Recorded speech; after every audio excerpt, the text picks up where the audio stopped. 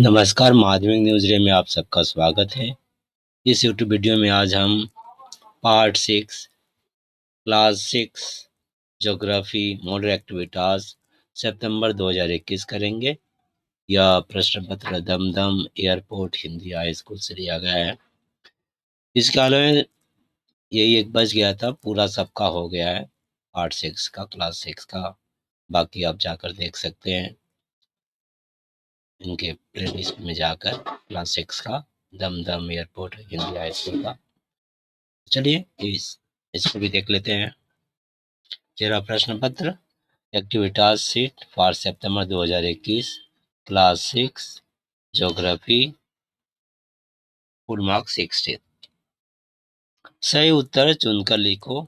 एक का एक, भारत के मूल भूखंड की दक्षिणतम बिंदु है। हिमाचल प्रदेश, ख कन्याकुमारी, ग गोवा, घ बिहार। तो हम जानते हैं कन्याकुमारी, ख ये उत्तर होगा। एक का दो, पृथ्वी का सर्वोच्च पर्वत चोटी है। Mount Everest, Kanchenjunga, Makalu, Dhaulagiri. पृथ्वी का सबसे ऊंचा तो माउंट एवरेस्ट है। हो गया उत्तर। आगे बढ़ते हैं। भारत की सबसे लंबी नदी है यमुना, नर्मदा, गंगा, कावेरी। गंगा भारत की सबसे लंबी नदी है। स्तंभों को मिलाओ, 3 नंबर का है। ख स्तंभ आर्द्रता, क स्तंभ और ख स्तंभ है। क स्तंभ में आर्द्रता, अखंड स्थल भाग, भारत की सर्वोच्च चोटी। ख में पेंजिया, कंचनजंगा, हाइग्रोमीटर। एक एक करते हैं। आर्द्रता, आर्द्रता का होगा हाइग्रोमीटर। अखंड स्थल भाग का होगा आपका नहीं जी, इसका ये नहीं होगा। यहाँ पर क्या है ना, दोनों को हमको देख लेना है। इनका तो हाइग्रोमीटर हो जाएगा। अखंड स्थल भाग भारत की सर्वोच्च चोटी है। देखिए पेंजियम, कंचनजंगा दोनों यही है, तो यहाँ पर हम भारत की सर्वोच्च चोटी कंचनजंगा हो जाएगा और बचा हुआ अखंड स्थल भाग पेंजिया हो गया। आते हैं अगला, संक्षिप्त में उत्तर लिखिए। 2 नंबर का है ये वाला, 2 मार्क्स का। परिचालन पद्धति द्वारा वायुमंडल कैसे गर्म होता है? चलिए इसका उत्तर हम किताब से देखते हैं। 46 पेज के बाद 47 पेज में है, देख रहे हैं परिचालन पद्धति। तो हम पढ़ते हैं। एक बर्तन में पानी लेकर, ये चित्र आप देख रहे हैं, यही यहाँ पर लिखा हुआ है। एक बर्तन में पानी लेकर जब हम उसे आंच पर रखते हैं तो कुछ समय उपरांत पानी गर्म होकर ऊपर उठने लगता है। यह कैसे होता है बताओ तो। दरअसल भाग के ताप से बर्तन के, या भाप होगा, भाप के ताप से बर्तन के नीचे का जल सबसे पहले गर्म होकर गर्म की ओर ऊपर की ओर उठता है और ऊपर का ठंडा जल नीचे की तरफ आने लगता है। पुनः नीचे का ठंडा जल गर्म होकर ऊपर की ओर उठने लगता है।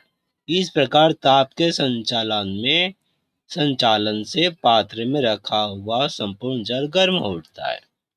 समझे? देख रहे हैं आप, नीचे गर्म जल, नीचे का ऊपर का ठंडा जल नीचे आ रहा है, फिर गर्म होकर ऊपर चला जा रहा है, नीचे आ रहा है, इस तरह से चल रहा है। ठीक इसी प्रकार सूर्य से आने वाली ताप पृथ्वी के भूपृष्ठ से टकराकर सबसे पहले वायु के निचला स्तर को गर्म करती है। यह गर्म वायु हल्की होकर ऊपर की ओर उठने लगती है और ऊपर की ठंडी वायु भारी होने से नीचे की ओर आने लगती है। पुनः यह शीतल वायु गर्म होकर ऊपर की ओर उठने लगती है। इस प्रकार पृथ्वी का संपूर्ण वायुमंडल गर्म या उत्तप्त होता है। इसे हम परिचालन पद्धति कहते हैं। अब रहा परिचालन पद्धति से वायुमंडल कैसे गर्म होता है, तो यहाँ से आपका उत्तर होगा, यहाँ सूर्य से लेकर आप लिख दीजिएगा, सूर्य से आने वाली ताप पृथ्वी के भूपृष्ठ से टकराकर सबसे पहले वायु के निचला स्तर को गर्म करती है। यह गर्म वायु हल्की होकर ऊपर की ओर उठने लगती है और ऊपर की ठंडी वायु भारी होने से नीचे की ओर आने लगती है। पुनः यह शीतल वायु गर्म होकर ऊपर की ओर उठने लगती है। इस प्रकार पृथ्वी का संपूर्ण वायुमंडल गर्म या उत्तप्त हो उठता है। यहाँ तक आपका उत्तर है। ठीक है,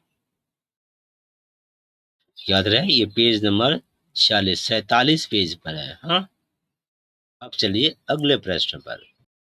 अगला प्रश्न है 3 का 2। वायु प्रदूषण के रोकथाम के उपाय लिखो। चलिए इसे भी देख लेते हैं किताब से। ये 3 मार्क्स का है, 3 नंबर का है। चलिए चलते हैं। यहाँ पेज नंबर 57 देख रहे हैं। आपको 58 पेज पर आना है और यहाँ पर आप मिलेगा आपको वायु प्रदूषण रोकने के उपाय, तुम क्या क्या कर सकते हो। ये सारा उत्तर है, आप अपने तरह से आप लिख लें। चलिए मैं पढ़ दे रहा हूँ, जितना हो सके आप लिख लीजिएगा। 3 मार्क्स का है। पहला, छींकते और खांसते समय एक रुमाल मुंह पर रखो। तो वायु प्रदूषण से बचने के लिए प्रश्न को देखिए अच्छा से। वायु प्रदूषण के रोकथाम के उपाय लिखो। हाँ, वायु प्रदूषण रोकने रोकथाम के उपाय क्या होगा आपका? छींकते और खांसते समय एक रुमाल मुंह पर रखना चाहिए। इस तरह से आप रखो का रखना चाहिए ऐसे लिखेंगे हम। दूसरा, घर के भीतर खाना बनाते वक्त गैस या स्टोव से निकलने वाले धुएं को बाहर निकालने के लिए घर के दरवाजे खिड़की खोलकर रखनी चाहिए।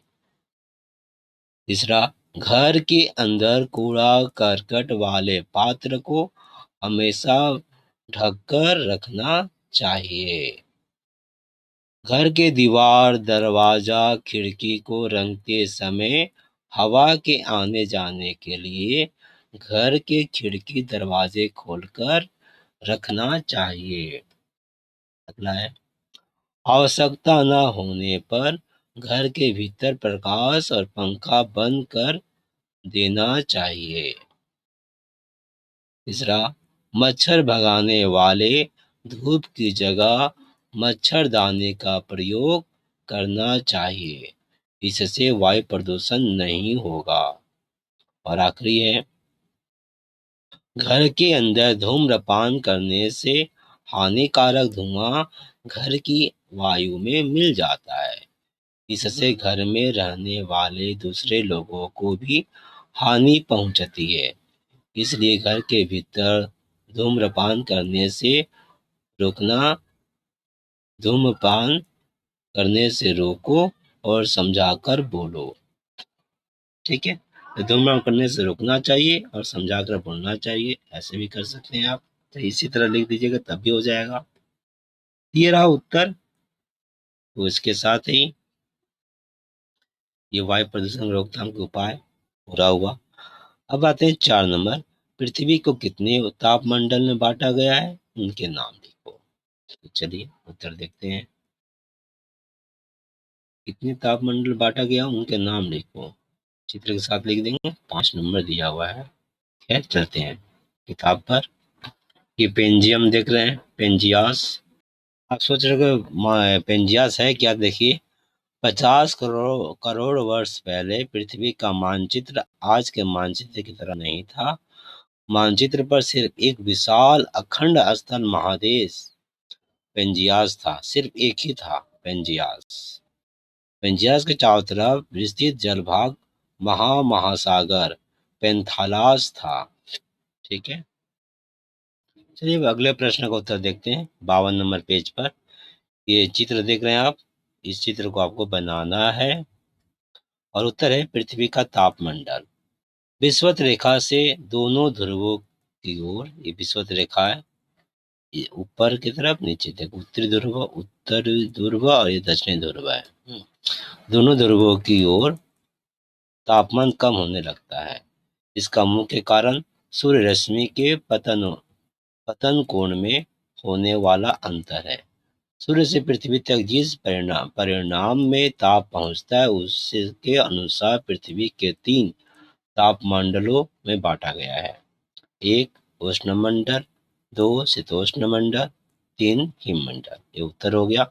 आप चाहें तो उसके बारे में भी लिख सकते हैं, हालांकि वहाँ लिखने के लिए नहीं कहा गया, इसलिए आप अपने शरीर से संपर्क कर लीजिएगा, अगर चाहते हैं तो लिख लीजिए।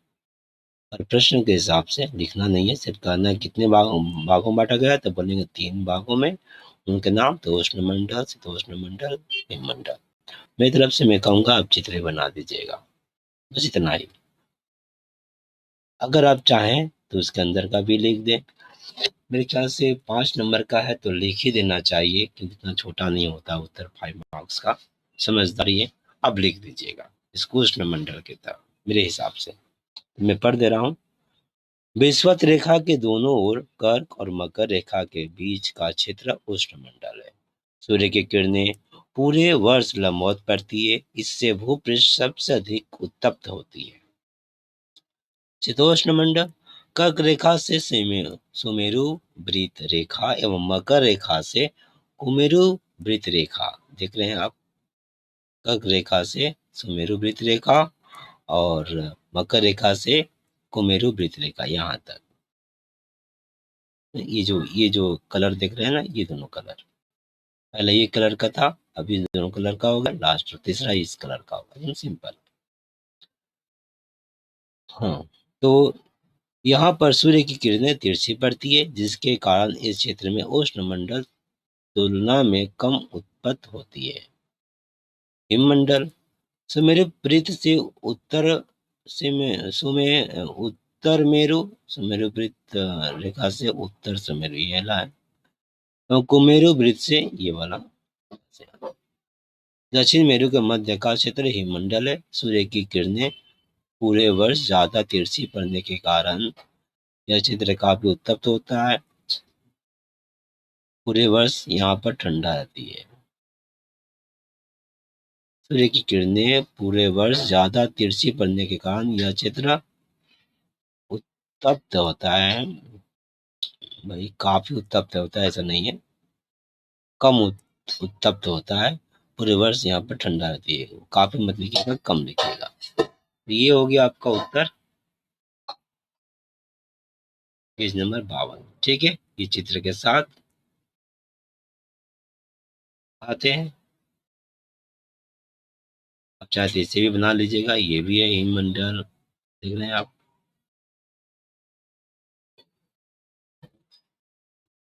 इस तरह पृथ्वी को कितने तापमंडल बांटा गया, 3, उनके नाम लिखो, नाम के साथ सब लिख दीजिएगा।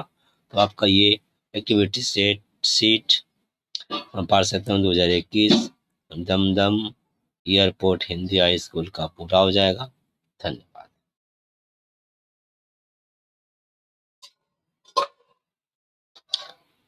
इसके साथ पूरा हो रहा है।